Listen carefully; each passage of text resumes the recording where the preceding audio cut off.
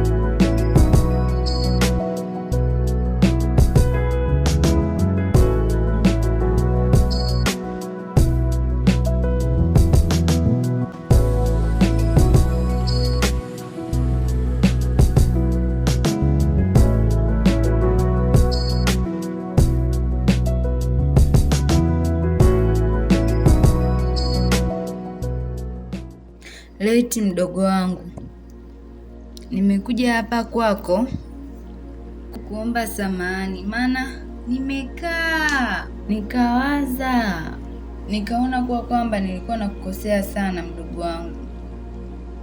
Kwa nimekuja kukuomba tu samahani, maana nimekutangazia maneno mengi, nimekuchafulia kwa watu, ukawa uaminiki tena kwenye hiki kijiji,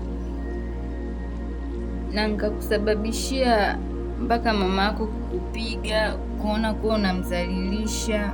Lakini kumbe wewe hapo ni mtoto tu mwema, na ulizaliwa kama msaada katika kijiji chetu.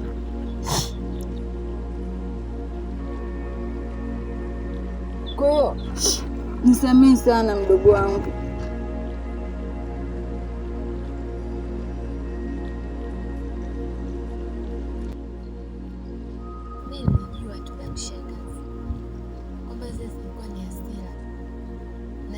Kila kitu kinachoendelea hapa kijijini. Angalia.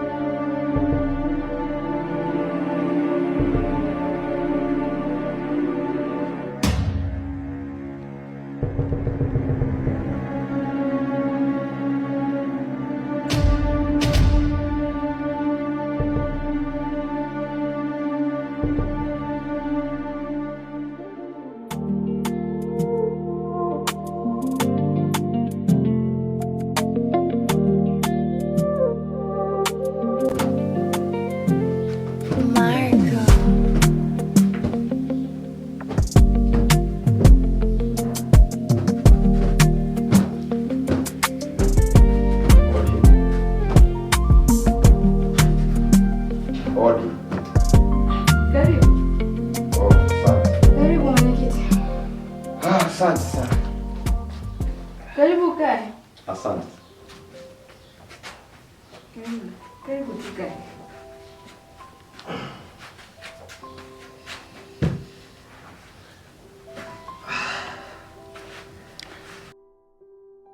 Pole sana mshangazi.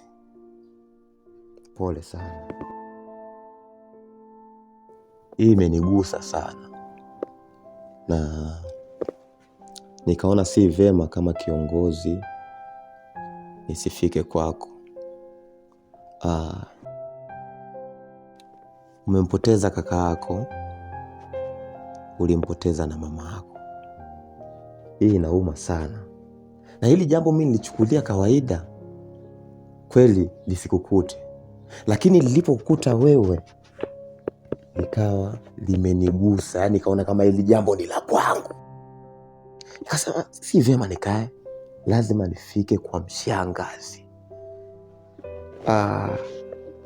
Kitu kingine nataka ujue kwamba ulikuwa unampenda sana kaka yako, mama yako pia ulikuwa unampenda sana, na wenyewe walikuwa wanakupenda. Lakini sasa usiumie sana, najua unawapenda, ndio hivyo, tumwachie Mungu. Kitu kingine unachotaka kuangalia, ukiniona mimi umemwona kaka yako, na ukiniona mimi umemwona mama yako. Alright? Lakini kitu kingine ambacho ni cha umuhimu kitambue, ukiniona mimi umemwona mume bora kwako. Jiheshimu wewe mbaba.